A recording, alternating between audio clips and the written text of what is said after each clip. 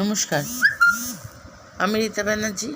আশা করি আপনারা সবাই ভালো আছেন, আমিও ভালো আছি।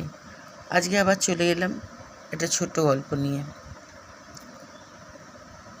শুনে দেখুন, ভালো লাগবে, প্লিজ স্কিপ করবেন না।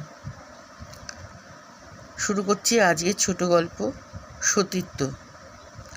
ওই লীলা, মই খুঁজছি আর তুই জঙ্গলটে বসে তো আছিস। ঘর চ, যাবক লাই। কেনে যাবিক লাই? যাবক কেনে? তুই ধামসাবিক বলে মহুয়া খাবিকলা, তুই খাগে যা।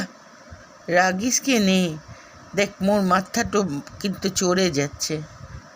ছাড় ছাড় শয়তান, না ছাড়লে তো আর আজ খপর আছে। কি করবি? ধরে মোড়ও আলাদা করে দিবকলে। তুই আগলে মোর অক্তল আছে, অন্যখানে দেখ।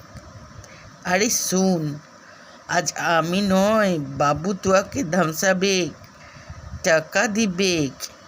কি বললি? ভালো কথাই হলো না তো, তোর চুলটা টেনে নিয়ে যাব। তবে রে দেখ। লীলা সোজা মোংলার গলায় হেসো চালিয়ে দেয়। মোংলার শরীরটা দুখান হয়ে একটু কেঁপে থেমে যায়। লীলা হেসো ছুঁড়ে ফেলে গভীর জঙ্গলে মিলিয়ে যায়, তার সতীত্ব রক্ষা করে।